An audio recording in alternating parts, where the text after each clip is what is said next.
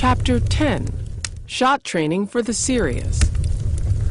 Until now, the only way you could get the contents of this chapter would be to train with me privately. This is how I ingrain everything from Chapter 1 and Chapter 2 into your body and into your shooting habits. This is where you'll pay the price that has to be paid to become a great shooter. Using your shot chart. The shot development chart included with your video was printed with the intention of being copied. My suggestion is not to write on the original. Keep your records on a copy. Your record sheet can become sweat-covered, torn, or lost. When that happens, you can pull out the original and make another copy. Know in order to grow. Make sure you watch the shooting video, especially chapters 1 and 2, before using the chart. Unless you've watched the shooting video, the terminology on the sheet might not make complete sense. I want you to use the chart with a working knowledge of the entire correct shooting form. Time equals reps equals habits. Choose the length of your workout. If you choose an hour, then you'll be taking 10 shots at each step for a total of 200 shots.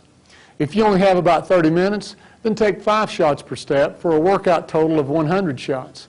Anything less than 30 minutes means you're not serious about real shot development. Get a rebounder.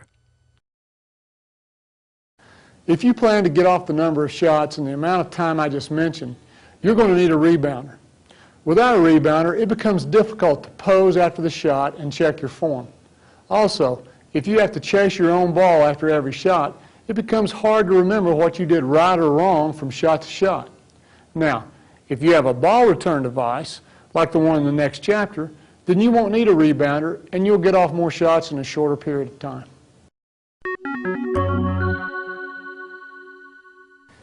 Even though you may be trying to incorporate the entire shot form when you're shooting, I have found that it's best to concentrate on just one thing at a time. So, using step 1 as an example, even though you'll check your feet, check your grip on the ball, and get set properly, your main point of concentration is holding your follow-through after the shot with both arms extended and your shooting wrist broken. Record how many you made in the first blank in the first column. Now proceed to do the same thing for steps 2 through 10. The first 10 steps train the shot form only. Steps 11 through 20 train the feet. However, as an example, just because you're on step 11 and you're concentrating on stepping back and stepping up with your right foot does not mean that you forget the points of emphasis that you just trained in steps 1 through 10. The lessons from steps 1 through 10 are held in the back of your mind while you're moving on down the chart. Recording your workout.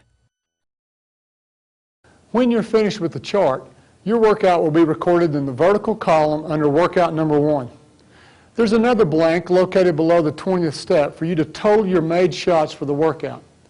The blank underneath that one is to record your shooting percentage for that particular workout. It's simple to figure. Just take your total made shots and divide by the number of shots you've taken. In this example, if you shot 10 shots per step for a total of 200 shots in the workout, then you would take your total made shots and divide by 200. Move your decimal 2 places to the right, and you've got your shooting percentage. Don't worry about having a high percentage when you begin the workouts. Most players will shoot worse in the beginning because of the changes being made to their current shooting habits.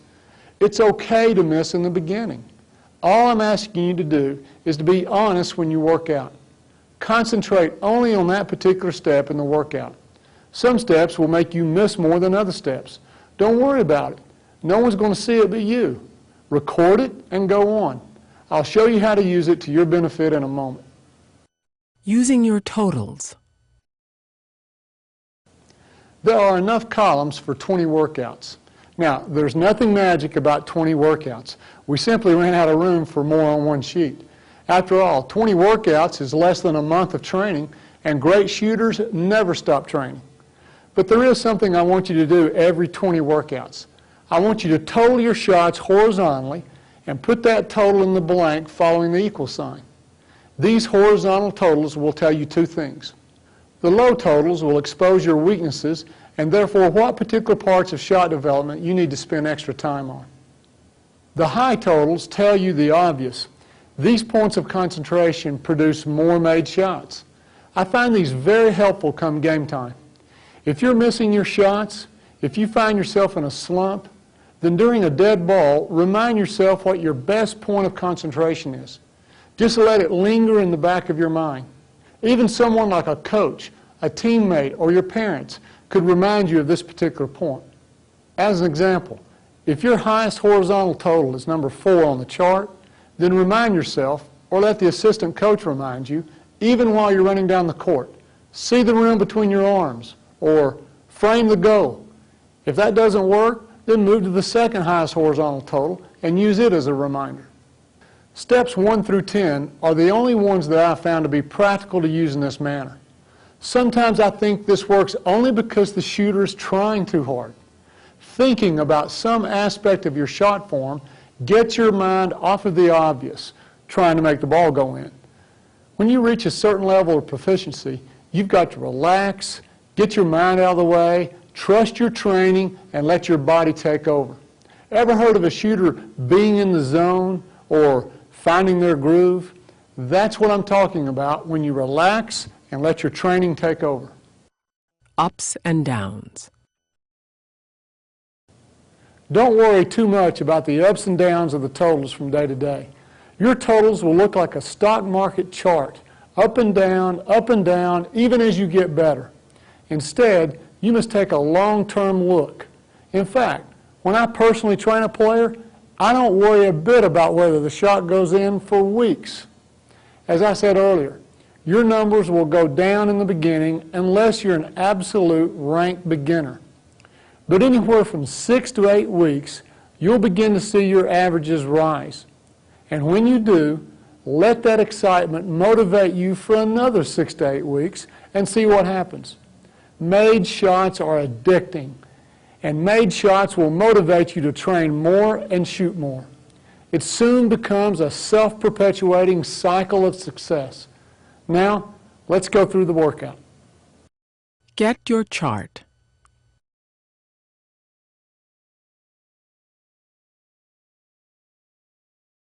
Number 1, frame the go. Hold your follow through until the ball hits the rim. Wrist broken, both arms extended.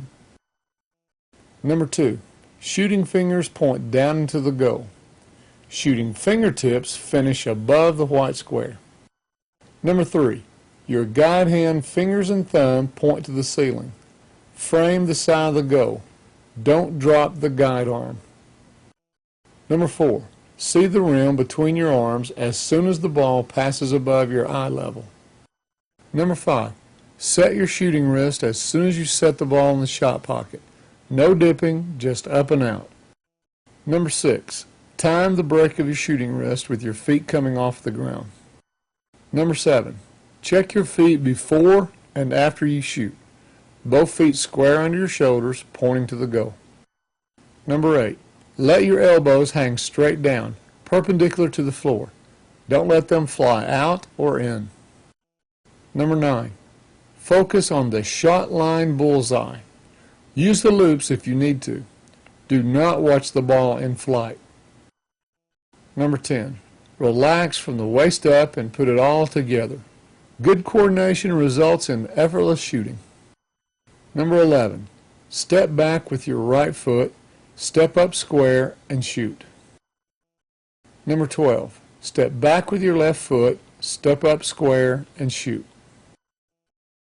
Number 13, step back with your right foot, take one right hand dribble, time it with your foot, then step up and shoot. Number 14, step back with your left foot, take one left hand dribble, time it with your foot, step up and shoot. Number 15, point your left shoulder at the goal. Step with your left foot and dribble with your right hand together, pivot square up and shoot.